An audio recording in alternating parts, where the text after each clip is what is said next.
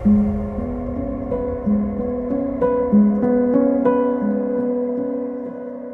war was going on at the city.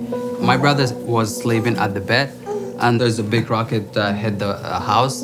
It destroyed half of the building. So because of the impact, my brother fell from the bed, and that caused really big damage in the inner ear, and that's how he became a deaf. Actually, he didn't born as a deaf.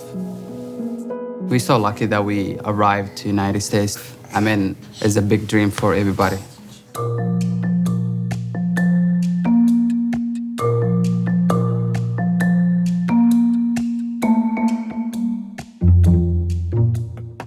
His mom had worked for me before and said, hey, I have a son that I would like you to hire and give him a try, and told me that he was deaf, and Tung interviewed him.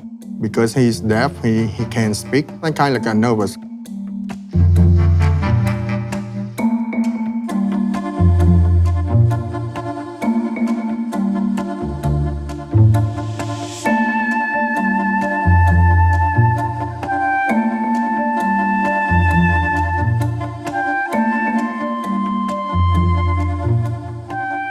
But after we walk around on the line, when I try to explain something, he pick up faster than the translator guy.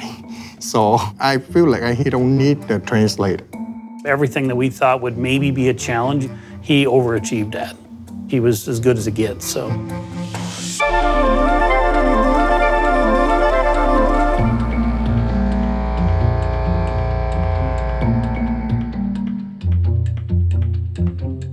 So I talked to my boss and said, why don't we try that?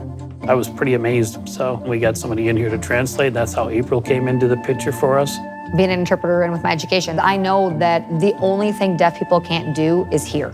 Most of them, they say, we go out there and we try to find a job, nobody trusts us. Especially when they haven't had that belief because of the background that they've had. My mindset coming into it, you can do this. Basil worked at a bakery. He was given very tedious jobs.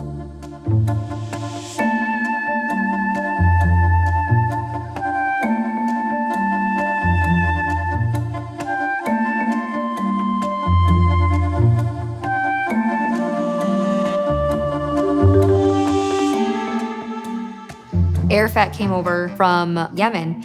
Over there, they're seen as being dumb because they're deaf. And when they started coming in, they were just hungry. They were hungry to be leaders somewhere that they've never been given the opportunity.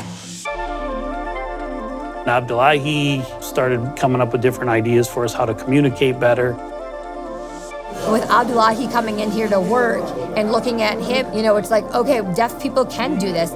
I'm gonna show you that I can work. I'm gonna show you. I mean, they're some of the best operators we've ever had.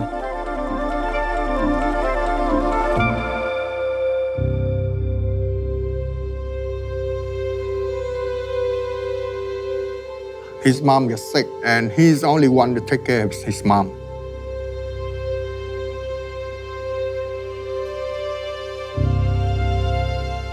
My mom, she's my hero. She sacrificed a lot of things to me, and right now it's my turn to pay her back. I want to make my mom proud all the time, all the time. I'm proud of him. He's the best son.